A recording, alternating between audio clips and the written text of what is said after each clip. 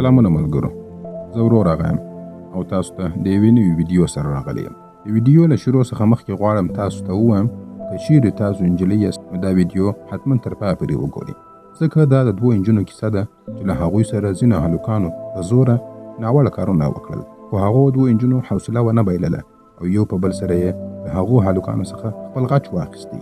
راځئ دا کیسه په ګډه سره وګورو. د کیسې په پیل کې موږ دوې نجونې وینو چې نومونه یې کیټي او نانسي دي.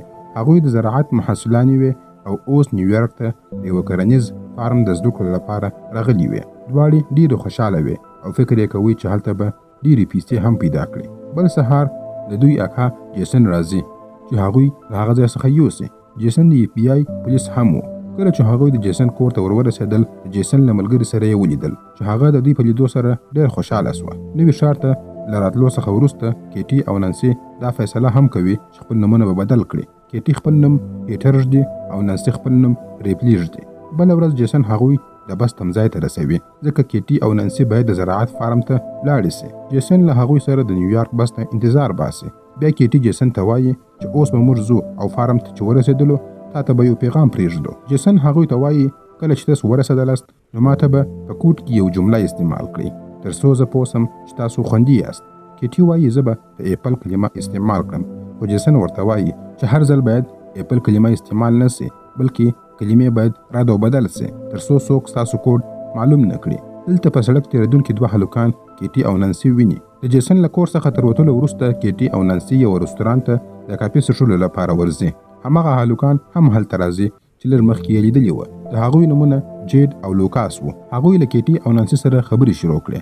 کیټي او نانسي ورته وایي چې زموږ نومونه هیټر او ریپلي دي چې موږ نیویارک ته د زراعت فارم ته د زده کړو لپاره روان یو. جیډ ورته وایي چې موږ هم همغه خواته روان یو، که غواړئ موږ به تاسو تر هغه ځایه پورې ورسوو. خو کیټي ورسره د تلو څخه انکار کوي. کله چې جیډ او لوکاس د تلو نیت کوي، نانسي کیټي مجبوره کوي چې ورسره ولاړې سي. دواړه له هغوی سره ځي.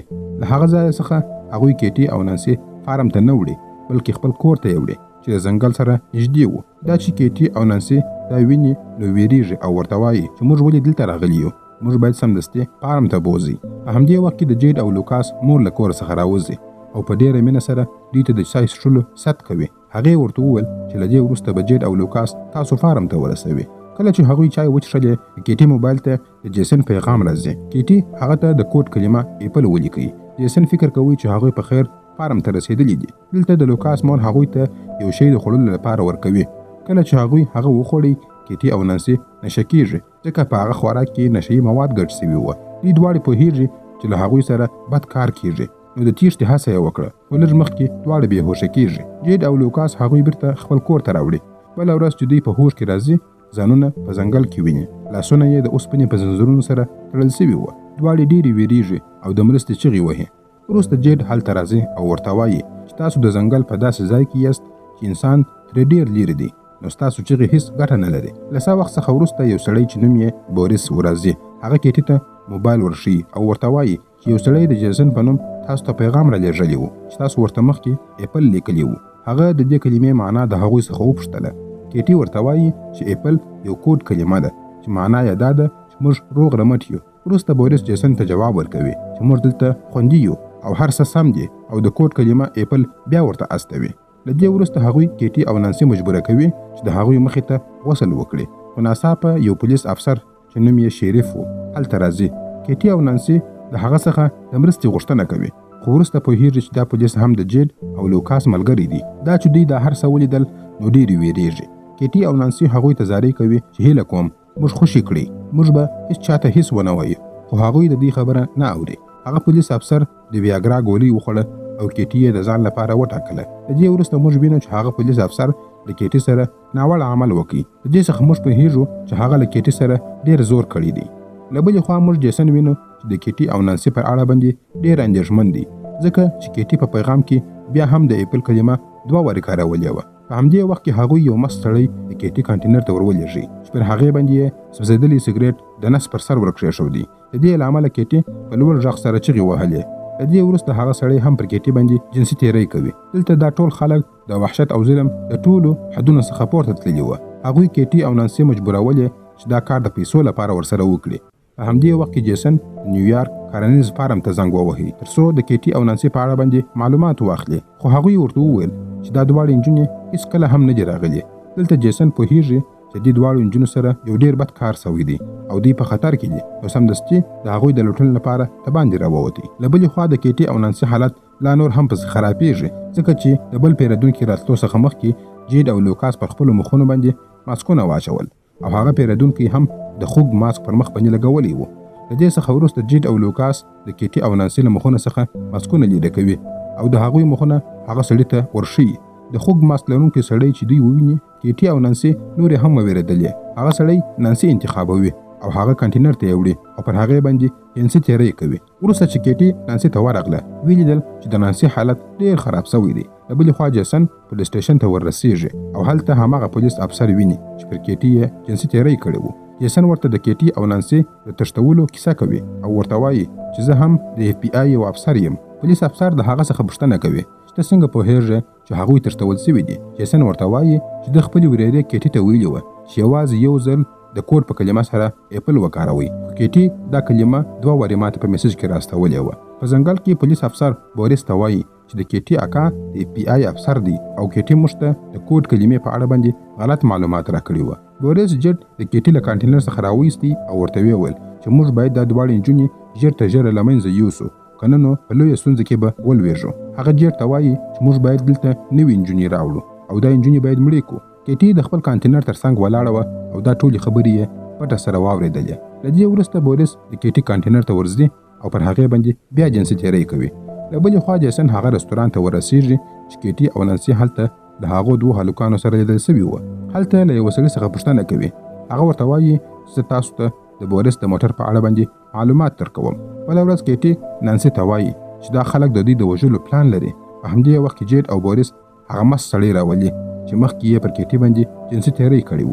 هغوی ورته وایي چې موږ به ژر بیرته راسو، تر هغو پورې ته پر دوی باندې پام کوه چې دا دواړې درڅخه ونه تښتېږي. کله چې هغوی ولاړې سي کیټي کوښښ کوي چې دا مست سړی خپل په جال کې راګیر کړي او هڅه کوي چې د هغه سره نږدې سي. کله چې کیټي هغه ته ورنږدې کېږي په زوره سره د هغه پر غاړه باندې خاش لګوي او د هغه د ستوني څخه یوه غټه ټوټه غوښه پرې کوي. هغه سړی همدلته د وینې بهېدو له امله مړ کېږي. د دې وروسته دوی دواړې خپل لاسونه خلاصوي او هلته پټېږي. کله چې هغه پولیس افسر راورسېدی دوی دواړو په پټه سره د هغه موټر واخیستی او له هغه ځای څخه وتښتېدلې. وروسته دوی یو دکان ته ورځي او ډېر عجبه شیان اخلي لکه چکش، ډېر میخونه، ټینس بالونه او ډېر خطرناکه وسایل. وروسته دوی د دکان د مالک څخه د بوریس د کور پوښتنه کوي او هغه ورته د بوریس د کور ادرس ورکوي. په همدې وخت کې جیسن د بوریس د موټر بیمې شرکت ته ورسېږي او هلته هغه هم د بوریس د کور ادرس ترلاسه کوي. بوریس په خپل کور کې موسیقي اورېدله چې کیټي او نانسي راځي او د میخونو څخه ډک په ټینس ګین سره هغه پر مخ باندې ولي. هغه بیا هوښه کېږي. کله چې هغه بیرته په هوښ کې راځي ځان تړلی ویني. بوریس هغوی ته وویل چې زه به تاسو ته ډېرې پیسې درکړم خو ما خوشي کړي. خو کیټي او نانسي یوازې خپل غچ غوښتی. هغوی له بوریس څخه د هغه ماسک لرونکي سړي ادرس وغوښتی. بوریس ورته د هغه ادرس ورکړي. له دې څخه وروسته هغوی د میخونو څخه ډک بیسبال د هغه سړي د شا په حصه کې ورننه باسي. د بوریس د چیغو په اورېدو سره جیسن کور ته دننه کېږي. کله چې هغه کور ته ورغلی بوریس یې مړ ولیدی. همدا وخت د کور شاته د موټر غږ اورېدل کېږي. خو کله چې دی د باندې راووتې کیټي او نانسي د موټر سره تښتېدلي وې. جیسن بیرته پولیس سټیشن ته راځي او بیا د کیټي او نانسي په اړه باندې پوښتنه کوي. همدلته جیسن کیټي ته زنګ وهي. اوس پوهېږي چې د کیټي موبایل د هغه پولیس افسر سره دی. مخکې له دې چې جیسن یو څه وکړي هغه پولیس افسر پر هغه باندې توپنچه ونیول او هغه ته وویل شور ونه خورې. له بلې خوا کیټي او نانسي یوې کلیسا ته وررسېږي. هلته دوی پوهېږي چې د خوږ ماسک لرونکي سړی همدا د کلیسا پادري دی. له دې وروسته نانسي د بیسبال بیل را اخلي او د هغه پر لور باندې ور روانېږي. هماغه وخت هغه سړی نانسي پیژني خو ناڅاپه کیټي له شا څخه پر هغه سړي باندې د بیسبال یو ټیټ ګزار کوي او هغه بېهوښه کېږي. دواړه هغه سړی د موټر په شا پسې تړي او په ښار کې یې کشوي. هلته نانسي له دوکاندار څخه یو ورلګیت غوښتنه کوي او یو څه د پټرولو غوښتنه یې وکړه. پر هغه سړي باندې پټرول واچول او هغه یې ژوندی وسوځوي. په همدې وخت کې هغه پولیس افسر جیسن بندي کړی و. له یو څه وخت وروسته هماغه پولیس 2 نجونې تښتوي او هلته یې راولي. کله چې هغه پر دغه 2 نویو نجونو باندې زور زیاتی پیل کړي هماغه وخت کیټي او نانسي له شا څخه پر هغه باندې یو برید کوي. د بیسبال په ګزار سره یې بېهوښه کوي. کله چې هغه بیرته په هوښ کې راغلی ځان په څوکۍ کې تړلی ویني او له دواړو څخه بخښنه غواړي. هماغه وخت کیټي یو مرمۍ و توپنچې ته ور اچوي او هغه ویروي.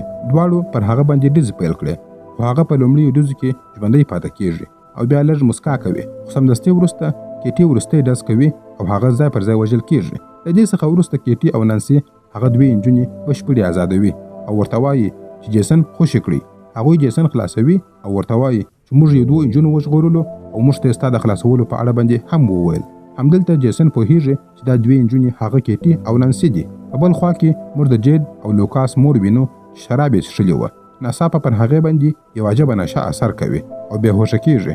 کله چې هغه بیرته په هوښ کې راغله، ځان یې د کور په بیسمنټ کې په څوکۍ کې تړلی ولیدی او جید هم د هغې مخې ته تړلی ناست و.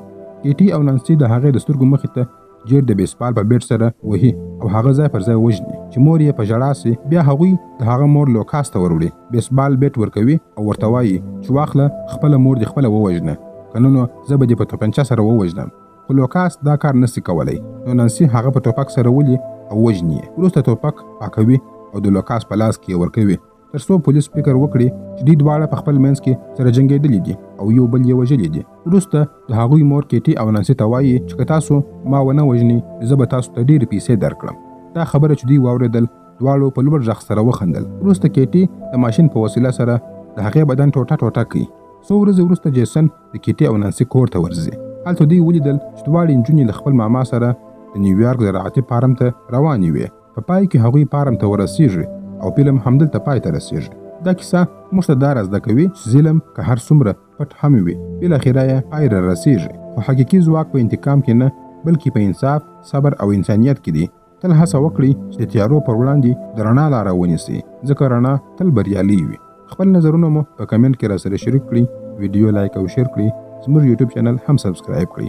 تر بلې ویډیو پورې مو الله مل شه. مننه.